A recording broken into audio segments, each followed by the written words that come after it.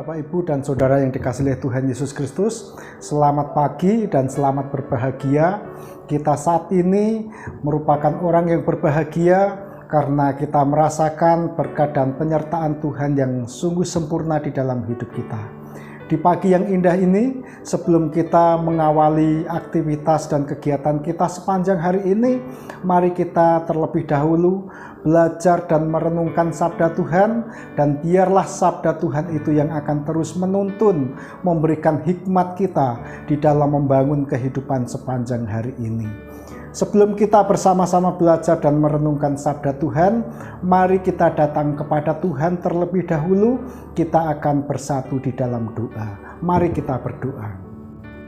Allah Bapa yang bertahta di dalam kerajaan surga, Allah yang kami sembah dan kami puji di dalam nama Yesus Kristus, di pagi yang indah ini kami datang menghampiri kehadirat-Mu yang kudus ya Bapa. Kami mohon kasih dan rahmat-Mu agar melalui sabda-Mu ini kami dapat belajar untuk memahami kuasa dan hikmat Tuhan, sehingga di dalam membangun kehidupan sepanjang hari ini kami dapat berjalan sesuai dengan kehendak Tuhan.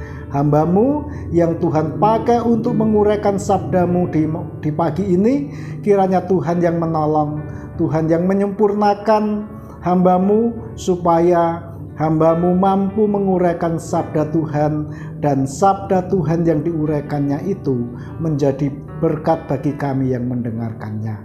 Di dalam nama Yesus Kristus kami menyerahkan pemberitaan sabda Tuhan di pagi ini. Haleluya.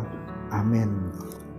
Bapak, Ibu, dan Saudara yang dikasihi Tuhan Yesus Kristus, sabda Tuhan di pagi ini saya ambil dari Surat Rasul Paulus kepada jemaat yang ada di Filipi, yaitu Filipi pasal 1 ayat 27 sampai ayatnya yang ke-30. Demikian sabda Tuhan. Hanya hendaklah hidupmu berpadanan dengan Injil Kristus, supaya apabila aku datang, aku melihat, dan apabila aku tidak datang, aku mendengar bahwa kamu teguh berdiri di dalam satu roh dan sehati sejiwa berjuang untuk iman yang timbul dari berita Injil. Dengan tiada digentarkan sedikit pun oleh lawanmu. Bagi mereka semuanya itu adalah tanda kebinasaan, tetapi bagi kamu tanda keselamatan, dan itu datangnya dari Allah.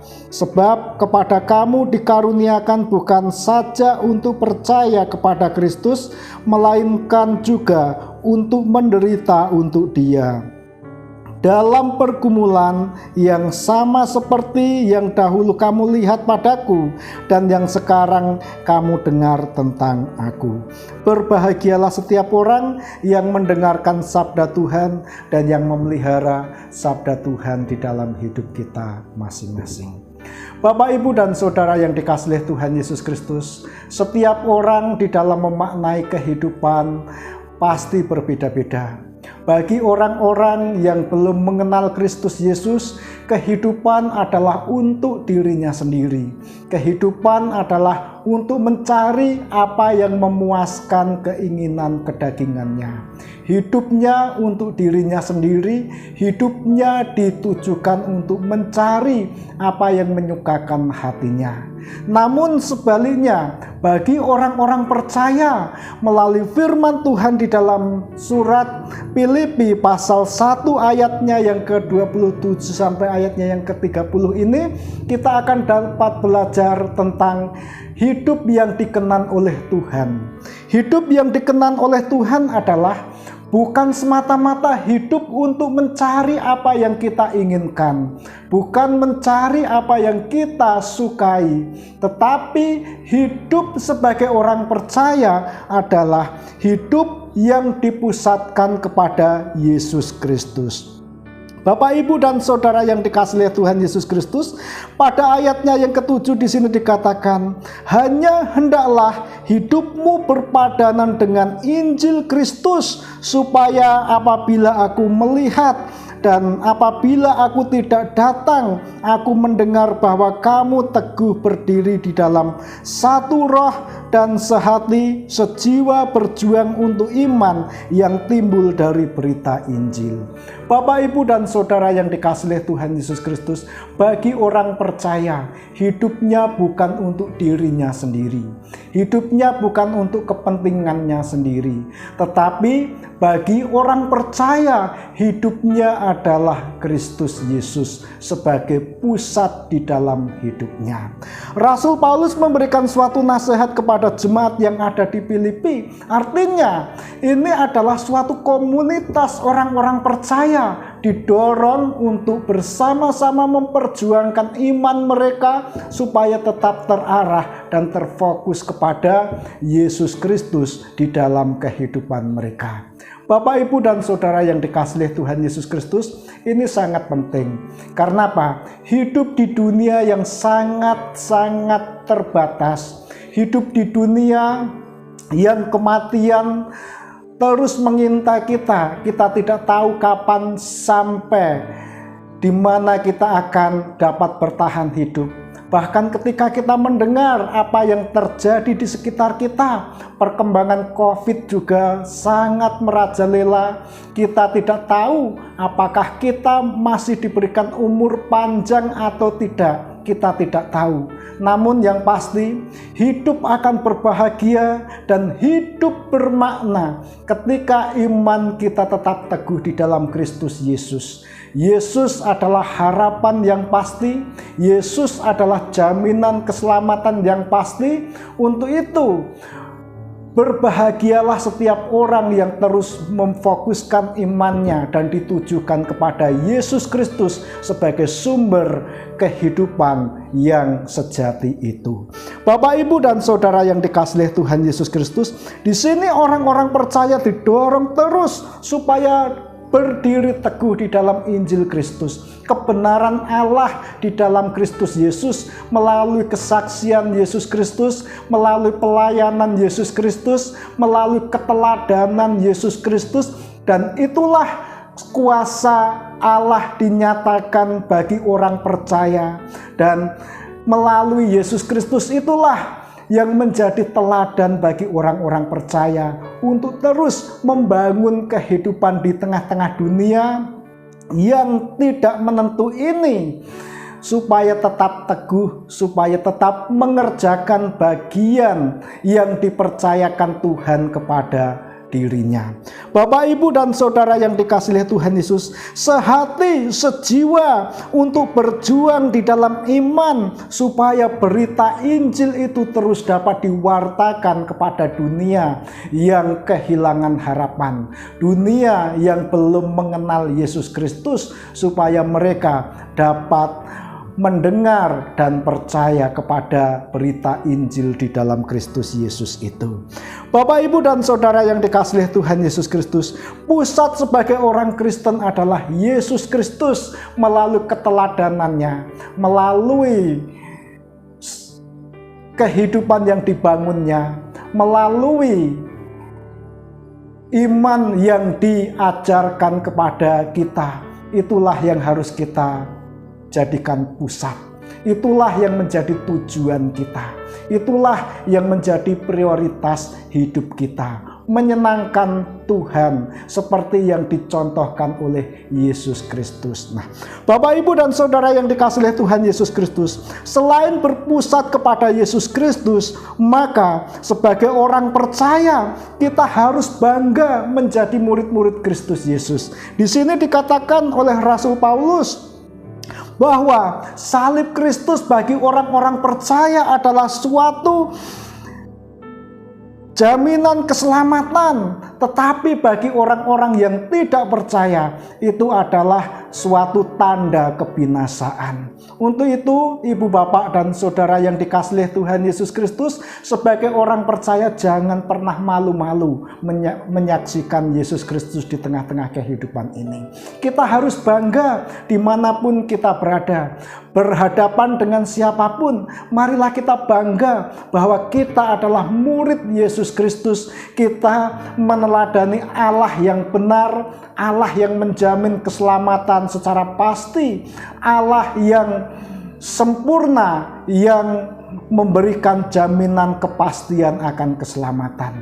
Jangan malu untuk bersaksi, tetapi dengan percaya diri, dengan berdiri teguh bahwa Yesus yang ada di dalam hidup kita harus kita hidupi, harus disaksikan kepada banyak orang. Nah, Ibu, Bapak, dan Saudara yang dikasihi Tuhan Yesus Kristus, di sini Rasul Paulus juga mengingatkan kepada kita bahwa sebagai orang percaya, kita bukan hanya sekedar untuk menerima keselamatan secara cuma-cuma, bukan hanya kita menerima sesuatu dari Tuhan, namun kita juga di sini ditegaskan supaya kita siap menderita bagi Dia.